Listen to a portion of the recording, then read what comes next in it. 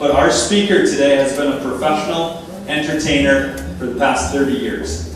He has worked with the likes of Jerry Seinfeld, Paul Reiser, Steve Martin, Martin Short, Steve Harvey, and many others not named Martin or Steve.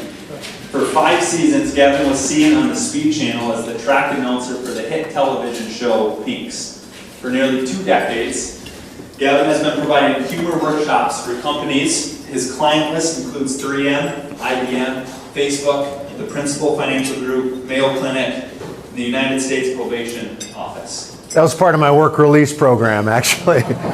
This is my last hour of community service, so I'm pretty excited. Well, thanks for being here. No. His best-selling book, The Comedy College Handbook, is now in its 8th printing. For over a decade, Gavin has been teaching an honors seminar at Iowa State University, where he educates engineers, biochemists, math majors, and many other left-brain introverts on how to be funnier. He had just launched online, so anyone can take his course and learn how to use humor more effectively. He has never had a day job. Most importantly, he has never sold Amway. So join me in welcoming Gavin Jerome. Thank you, Micah. Give Micah a big round of applause. Thank you, my brother. Keep it going for Micah. Yeah. Didn't he do a good job of that introduction? Yeah, he delivered that just like I wrote it. Well done, man. I appreciate it. So good afternoon. How are you? Oh, great. You guys are a fireball. That's good to see. Nice to have you here. And just keep munching away. And, boy, you won't look at me. You don't want to even talk to me. It's like if I turn this way, he won't talk to me. That's good. Well, it's my pleasure to be here. All my friends. I was in the speaking business. I was out in Las Vegas a while back. And all my friends, they got right in my face. And I was sitting at a table with some of the greatest speakers of our century. Zig Ziglar was there. You remember Zig? What a great guy. Colin Powell was there. Yeah, Deepak Chopra was there. My hero, Mr. Tony Robbins, was there. And me, okay? We're all sitting around this table.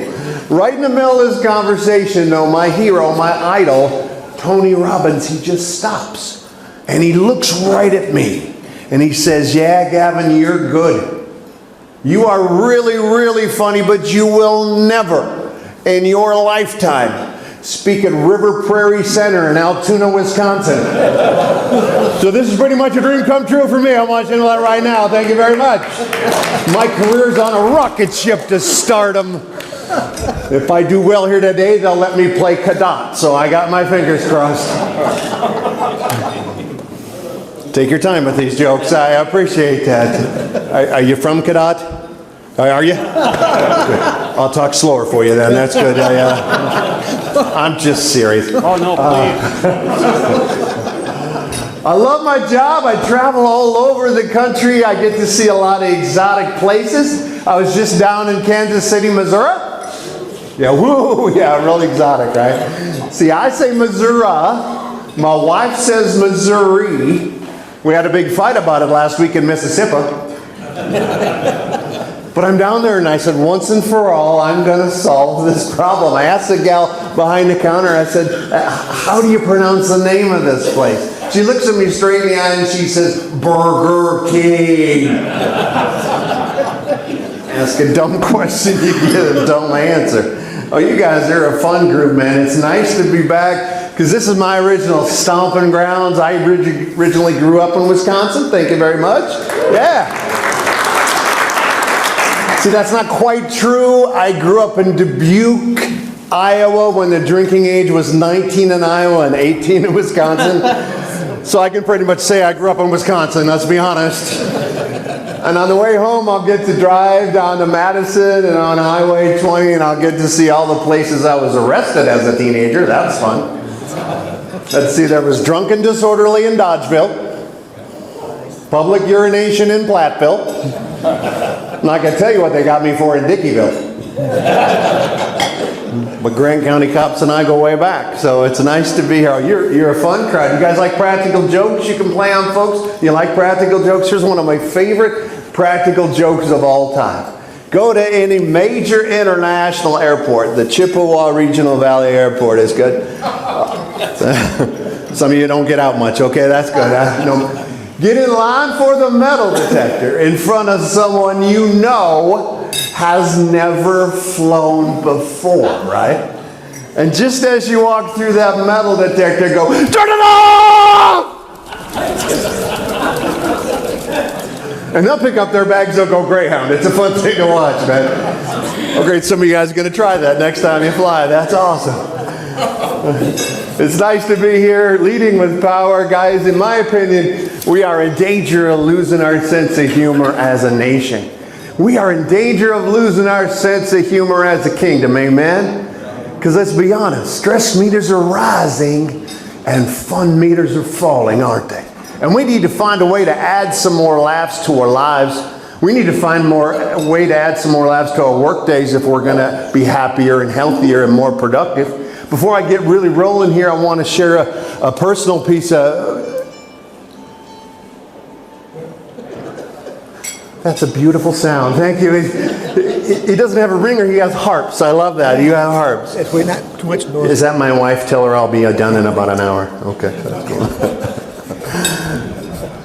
I love it. What was I talking about? I was talking about... I'm in a good mood today. Nothing's going to bother me because I... just had a piece of good news. My wife and I had a brand new addition to our family a month ago, a brand new baby boy, and I just wanted to share that. Thank you very much. I'm excited. And like a proud dad, I got a picture. You guys want to see a picture of my baby boy? There he is right there. People say pets and owners look alike. You're thinking too late, probably, right? And I'm the one on the right, in case you're wondering there. But there's actual documented cases of people looking like pets. Actual people who look exactly. And I don't know which came first, the pet or the owner or the pet. But if you look like that, you need a dog like that. We're going to start today by playing a game. We're going to play the or game. I'm going to give you a choice between one thing or another thing. Hence the name, or game. I spent a lot of time working on this. I think I nailed it, okay? For instance, you have a choice between Coke or Pepsi. By a show of hands, how many people would prefer Coke? By a show of hands, very good. How many people would prefer Pepsi? That's how the game is played. There's no test or anything. No worries. We got dog or we got cat. How many dog people we got in the room? Very good. How many cat people? Not enough to start a fight, okay. And we all put them at that table. It looks like that's good. That's the cat table. There you go. I think cats to the dog. Oh. I'll do the jokes, man. I'll do the jokes, okay. Comedy's hard, man. It's really hard. Just feel free to shout out anything during my program. That's fine. Just, if it brings the crowd down, that's fine too. Yeah, that's good. Well, we've got spend or we got save. How many spenders we got in the room? Very good. How many savers we got? How many spenders wish we could be savers? By a show of hands? I know I am. I make a nickel, I spend a dime. That's what I do. All right, we're talking candy now. We're talking candy. Do you want M&M's plain or do you want M&M's peanut? By a show of hands, how many people want M&M's plain? Good, more from me. How many people want M&M's peanut? How many people would rather blow it all off, get a Snickers? Anybody else from me? Snickers, frozen? Yeah, that's what I want. Here's your next one. Oh, I went backwards. Help. There we go. There we go. You're traveling now. You're traveling. Do you want the aisle seat or do you want the window seat? By a show of hands, how many people want the aisle seat? Very good. How many people want the window seat? How many people are just so glad to get out of Wisconsin? They don't care where they're sitting, man. Just put me in the middle seat next to the two fat guys. I don't really care. Just take me warm. Take me someplace warm. All right, here's your last one. Here's your last one. We're talking fears now. We're talking fears. Are you more afraid of snakes or are you more afraid of public speaking, what I'm doing up here right now? By a show of hands, how many people are more afraid of snakes? Cool, but check this out. It blows me away every time. How many people are more afraid of public speaking? Look at all them hands go up. Come on, people. Snakes are scarier. Yeah, they are. Think about it. In the movie Indiana Jones, they don't throw them into a pit full of podiums or anything, man. It's snakes. I mean, he's not down there going, oh no, there's Toastmasters down here. So what that exercise prove? Nothing. Okay, good. I like you, man. You're all right. In fact, that's the running theme during my program. Every time I ask you that question, I want you to yell nothing at the top of your lungs. Let's try it. What did that exercise prove? Nothing. Wow, you got a little too into that, actually. Just pull back and you'll be right where I want you. But it's not entirely correct. There's a method to my madness. That exercise proves something very simple but very profound. You always have a choice. We have thousands of choices every day with how we deal with the stress in our lives. You can deal with it in a positive way, or you can deal with it in a negative way. And I think you know which one I suggest. You always have a choice. You also always have a choice when it comes to faith. See, it's unique that I'm up here today because for the first 35 years of my life, I made a choice. I had no time for faith. I had no time for the Bible. I had no time for God. I was in me mode. It's all I cared about. Me, money, how much I could make, how much I could spend. That was my choice. And then my perspective changed. You need to change your perspective. We're going to talk about perspective right now. In about 3 seconds, I'm going to put something on that screen. No matter what you see on my screen, I want you to read it out loud for me at the top of your lungs. Let's try it. 1, 2, 3. Read it out loud. What do you see?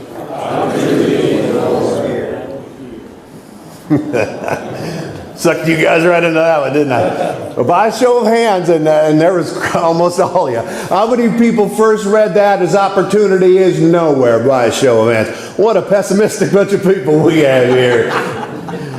You needed me, I think. How many people, I heard like 3 or 4 afterwards, how many people read that as opportunity is now here? We got some optimists, but that's not the point I want to make to you today. If we're going to change our perspective, if we're going to add some more laughs to our life, we have to have a humorous perspective. How many people read this like I do and read this as opportunity, I snow here? Anybody else but me? That's what I'm saying. You got to find humor in places people miss it. If you're going to live, thrive, and survive. I read the newspaper every single day. And there's a lot of sad, serious headlines in the newspaper, isn't there? But if you have a sense of humor, you can find a lot of humor. Read one a while back, cracked me up. Iraqi head seeks arms. Probably get a leg up on the coalition forces is what I'm guessing. Vandals break into the police department, steal all the toilet seats. Authorities have nothing to go on. Obesity study seeks larger test group. Yeah, I bet they do.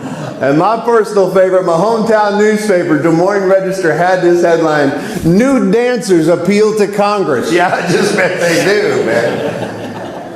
Guys, you got to find humor in places people miss it. That's an important first step into dealing with your stress and adding more joy and laughs to your lives. And it's harder than you know because we're conditioned. How many people have ever said this? You know, someday we'll look back at this and laugh. How many people have ever said that? I think we've all said it. And my point is, why wait? Laugh right now. Laugh at your stress while it's happening. It's the best way to change your perspective. I'm going to share a personal story. My perspective got changed for me. I was, a week before Thanksgiving a while back, I was driving in my car. My Cadillac hit a patch of black ice. It flipped over 3.5 times. I ended upside down in a ditch in the middle of nowhere in South Dakota. Y'all ever been to South Dakota? Then you know that was redundant there. Pretty much whole darn state's in the middle of nowhere. But all the glass shattered. I cracked an elbow. I busted up my knee. I messed up my ribs. I had to crawl out of the driver's side window. But as you can see, that driver's side window is gone. And it was just unbelievable. And I was so lucky. Paramedics were on the scene right away. Police were on the scene right away. And a little retired farmer, 73 years old, stopped to help us. And I'll never forget this as long as I live. Cop came up down over that hill, saw us down there, and he starts shaking his head. And he says, "Man, when I saw your car down here, I didn't think I'd be talking to anybody. I am thankful you guys are even alive." And I had a colleague in the car, and she got out with just a scrape on her knee. She was lucky. She got in caught up in a moment. She goes, you know what, I'm thankful we were wearing our seatbelts. And I got caught up in a moment. I said, you know what, I'm thankful we were driving a Cadillac, a good, solid American-made car. And I'll never forget this as long as I live. Little retired farmer, 73 years old, gets right in my face. He puts his hand on my shoulder and says, you know what, I am thankful I'm not you.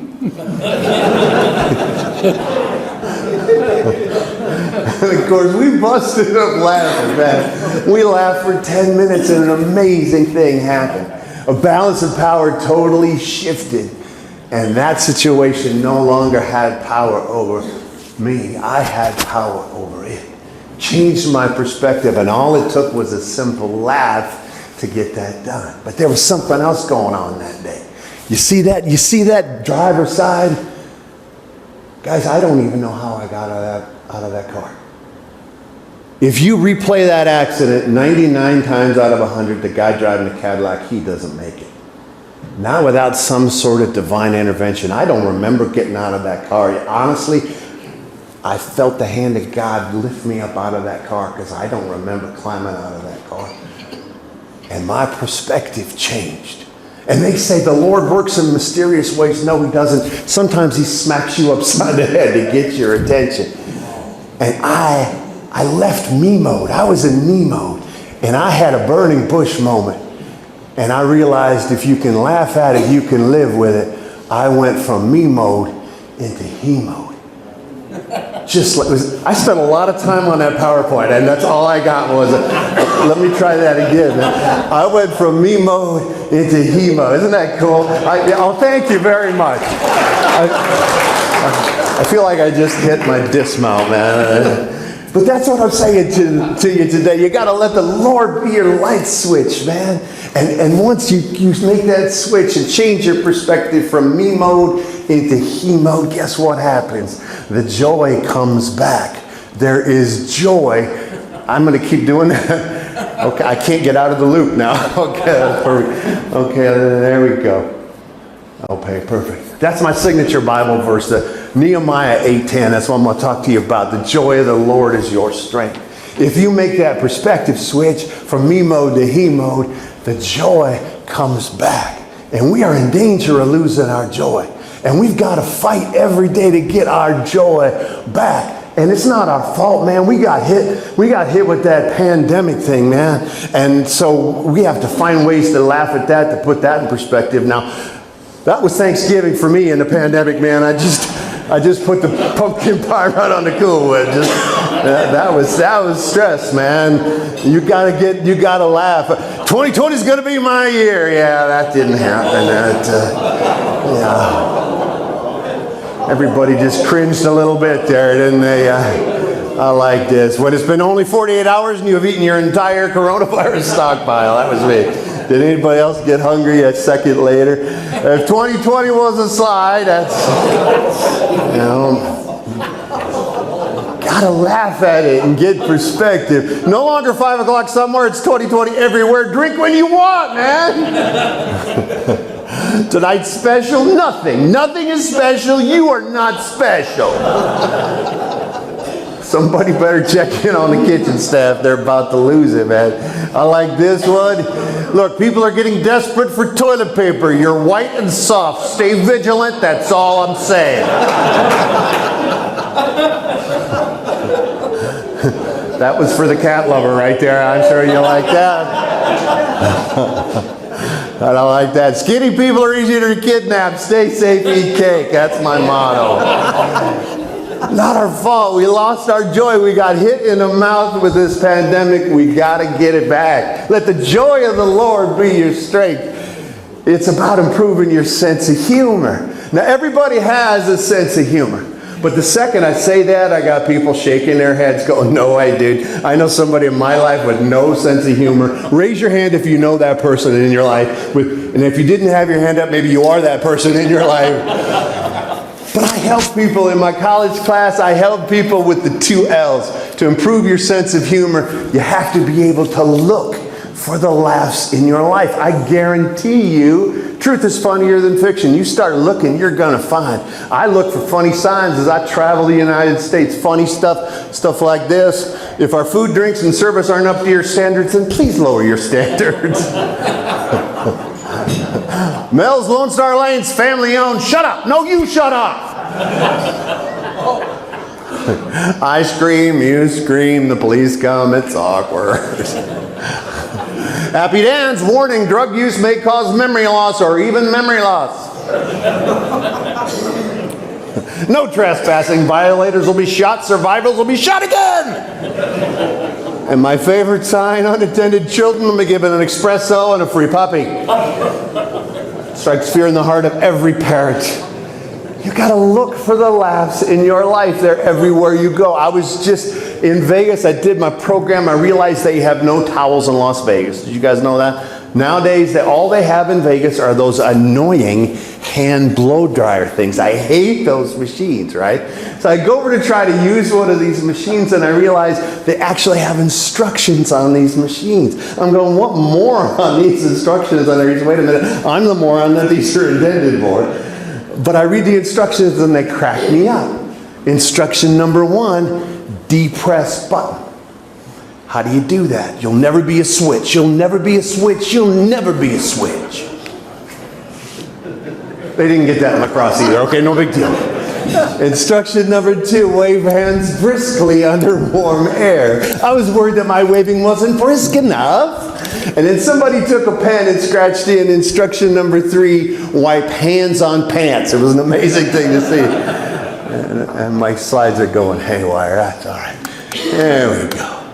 You got to look for the laughs in your life. That's the first L. Second L is you got to be able to laugh at yourself. People take themselves so seriously and they're unable to laugh at themselves, mainly because their shorts are way too tight. But mainly because they don't understand this point. You need to learn to laugh at what you do and not who you are. Does that make sense? Because we're all human beings and we do stupid stuff.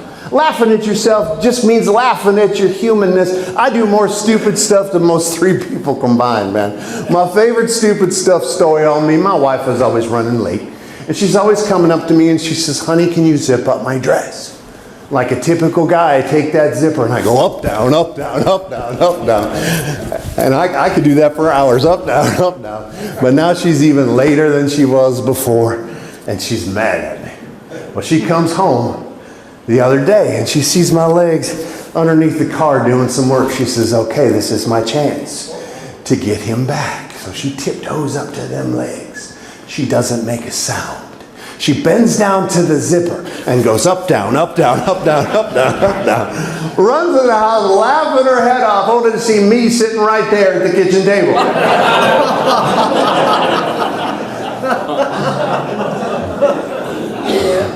And I say, what's the matter? She explains it, and I go, that's Hank, our neighbor. He came over to change my oil, man. So we go out to apologize to Hank. Hank was so freaked out, he tried to sit up right away, smacked his head. We had to ice him down before we could apologize. Guys, you got to laugh at the dumb things you do and not who you are. Does that make sense? You got to look and you got to laugh. That's one of my favorites. I did a program, my entire time my shirt was buttoned wrong. And nobody said anything because they thought it was part of my act, right? And I said, no, I'm just that big of a doofus, man. You gotta laugh at yourself. And I laugh at that. That picture was taken a while back. I was 300 pounds. Since that picture was taken, I have lost 100 pounds. Thank you very much. I appreciate that. And it's hard, man. I struggle with weight loss, and you can see that's true because comedians and speakers, they do cheap things to get free applause. Stuff like, oh yeah, last week I stopped doing heroin. Thank you very much. I appreciate it. I'm kidding. I didn't stop doing heroin. How do you think I kept all the weight off, Bob? I just took a gamble. Everybody here is named Bob or Steve. I noticed that except for Roger. Okay. We're in a chaos culture right now. There's so much chaos in this world. It's hard to get our joy back. Yeah, things are different, am I right? Especially in the kingdom, amen? We've got to get our joy back. Success in this day and age has a lot to do with how you can cope with your chaos. And the Bible says, man, in this life you will have trouble. It's going to be there, but you know what? Call out. Cry out and God shows up. God will show up when you call out and cry out. I want to share a couple examples with you today. Now, there's 2 P's that we need to focus on in the chaos culture. We need to focus on a personal chaos. And that's issues with family and friends. And even before you go to work, you have to bring your personal chaos to the door. And so I want to share this story because I told you about my weight loss issues and my weight issues. I have a lot of chaos. So somebody told me that I should do something radical like exercise. It's like, no, dude. But the Dam to Dam is a big race in Iowa, and the final one was not too long ago. You know what I'm talking about. So, okay, a half marathon is like 13.1 miles. It's long, and I'm not in great shape. And I tried to train for this, and its training went well. But right before the race, about 2 weeks before, my mom got sick. And she has something called normal pressure hydrocephalus, and it's water in the spine, and it exacerbates dementia symptoms, and she falls, and it's tough. And so for 2 solid weeks, I was going to the care center, room 411, taking care of her, and I was not in race mode. I was not in the mood. And people were selling their bibs for like $500 because they were wanting to get in this half marathon. And I'm going, well, that sounds like a good thing because I'm not trained in 2 weeks. And so I think I'm gonna quit until I went to register and get my bib. You guys want to guess what my bib was? 411. Yeah. I nearly dropped my stuff too. Yeah, exactly. God wanted me to do that race. There's no doubt about it. So I said, okay, Lord, I'm going to trust in you.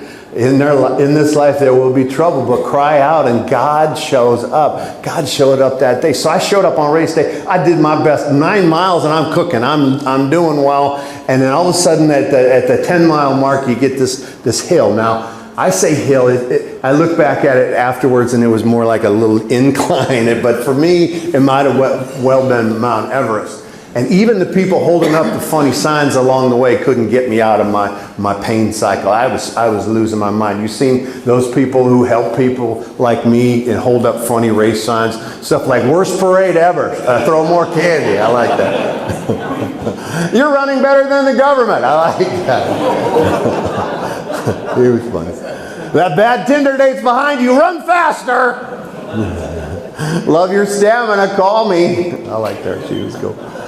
5 to 1, you hurl before this is over. I think that was directed right to me.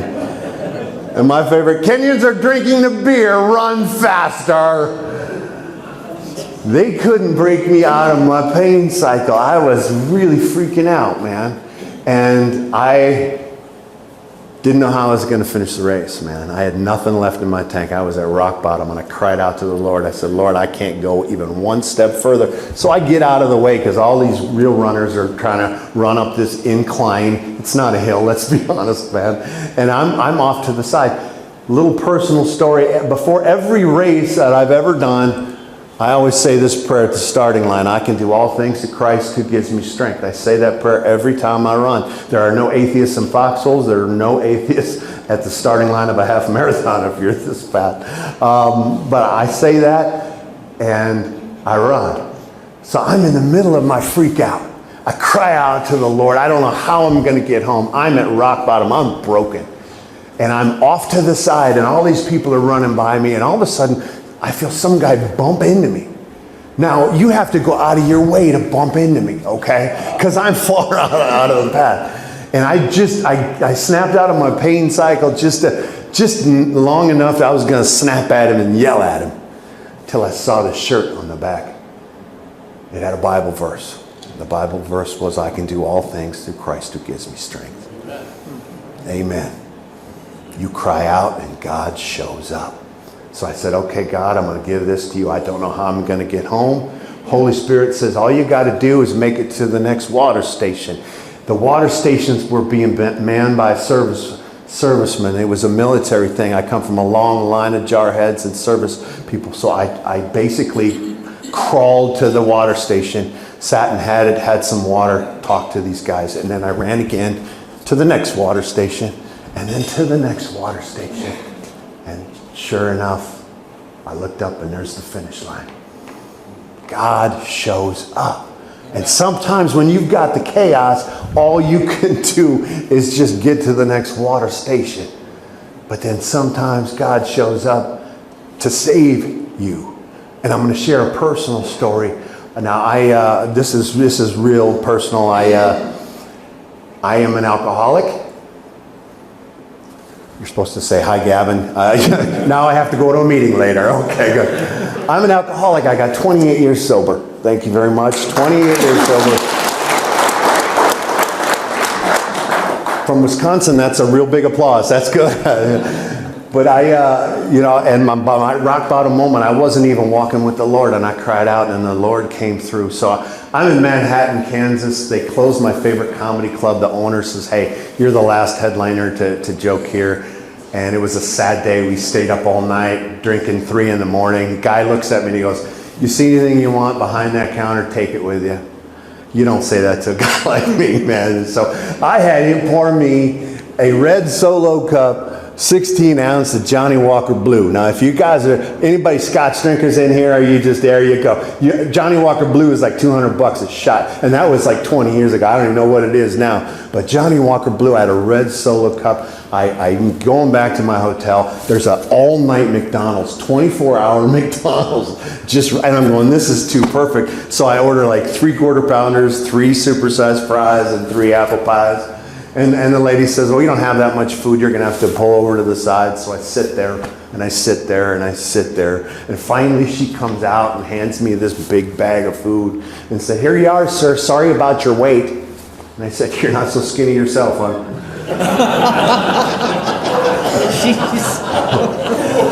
That didn't go over well, but I didn't care. I had scotch, I had my food, and I'm driving my hotel, and I look into my rearview mirror, and there are the police lights. Oh yeah, there are and I wasn't speeding. I'm a functional alcoholic. I was going 32 and a 30, but I had out-of-state plates. It's 3 in the morning, and I got long hair. So I'm panicking, right?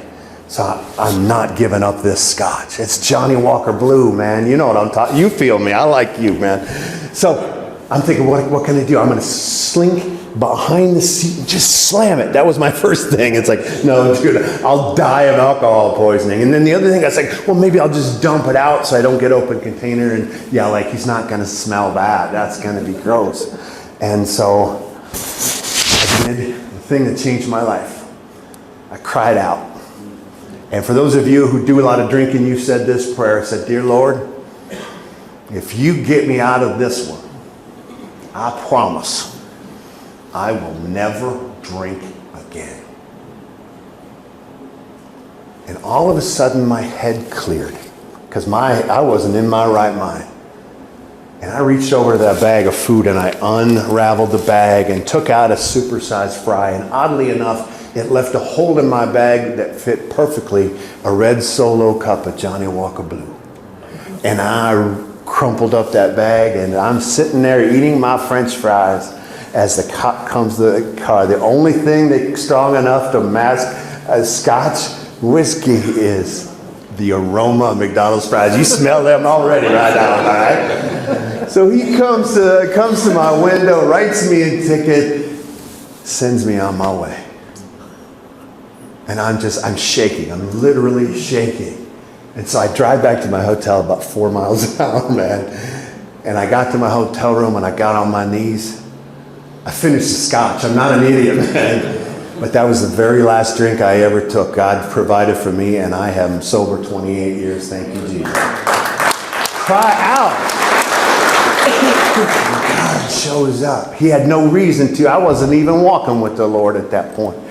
We have professional chaos too. That's my personal issue. I just wanted to share that with you. That's my testimony. And that's when you have that burning bush moment, when your brain is foggy and you cry out and you say to God a specific prayer and he answers. And it was a little sneaky. God was a little sneaky with the thing. I mean, that's powerful stuff, man. I hope you have that. But you also have professional stress. Now, in this chaos culture, there are little dollar stores that are killing retail giant Walmart. They're killing Walmart. And this is a thing, and they're struggling. And I'm reading the Wall Street Journal, and they came up with a reason why. It was Deborah Jackson, and she said this: I like shopping at the Dollar Palace. It's convenient and casual. I don't have to get all dressed up like I'm going to Walmart or something. And if that's her idea, dressing up, I hate to see what dressing down looks like. Am I right? You ever go to your local Walmart at 10 o'clock on a school night? You feel a little better about your life choices. I'm not judging, I'm just saying. But that's chaos. That's professional chaos. Cry out. And you know what? God shows up. I really believe in the chaos culture. We need to do that. Proverbs 17:22 says this: a merry heart doeth good like medicine. It's been changed to laughter is good medicine, but it's true. If you want to survive it and grab more joy, grab a little bit more humor. And you also have to get a humorous perspective. I talked about that a minute ago. But we got quite a bit of retired folks, but people are still working and stuff, and you have stress in your job. And I know your jobs are stressful, but your job doesn't look so bad right now when you put it in perspective a little bit, am I right? How many people think that's actually what they do on a daily basis? But I got the best picture of perspective I've ever seen, man. We have a neighbor girl, a little girl named Harley, and she started preschool. She started kindergarten, and we all went down to the bus stop to see little Harley off. And let me ask you this question. We get this picture of perspective. Let me ask you this. Which one do you think is going to have a better first day of school? Which one do you think? You got little Harley right there, and you got this little dude. I don't know what he was even. It's the same situation, no, am I right? Two different perspectives. How do you look at the world? Do you deal with it like Harley? Or do you spend your whole day in stress and come home from your work looking like that little dude right there? You've got to change your perspective. My time is just about up, so I'm gonna ask you to make me a promise today. I want everybody to raise your right hand and make me a promise. Okay, that's my left hand. Raise your right hand and make me a promise. Say, I promise to go from here today and add one laugh to my life every day. And if you do that, you'll be happier and healthier and more productive than you've ever been. It doesn't take much. It doesn't take huge steps to make huge changes and add some joy. Do one thing to crack yourself up. I'm going to share with you my favorite practical joke of all time. And for those of you who like practical jokes, pay attention. All you need is a simple piece of copy paper. You tear one corner just like this. You tear one corner just like that. Now you're left with a little shape. It looks like a little bird, but it's not. It's still paper. And what you do is you curl one edge, leave the other edge straight. Curl one edge, leave the other edge straight. And now the fun begins. Because you get to find that one friend in your world. You know the friend. The little Martha Stewart wannabe friend, right? And her house is perfectly decorated. And when she's not looking, you go over to her brand new wallpaper, right? And you stick this right smack dab in her wallpaper. And if you look at that just right, that looks like somebody just tore a living heck out of that wallpaper, am I right? Oh, some of you guys are going to try that this holiday. I see you. I see you. And she'll freak out, oh, my wallpaper. And you'll laugh. That's all it takes. Add one laugh to your life. The joy of the Lord will be your strength again. Just one laugh. Here's one that everybody can do. Everybody can do this one. When somebody asks you your age, give them the month, give them the day, and then just shut up and wait for the fun to begin, because it will. I was getting my driver's license renewed the other day. You know how stressful that place is anyway, right? Because there's always that one lady snapping at everybody. Next! So I get up there. She's like, name! Gavin Jerome. Birthday! September 3rd. What year? Every year, duh.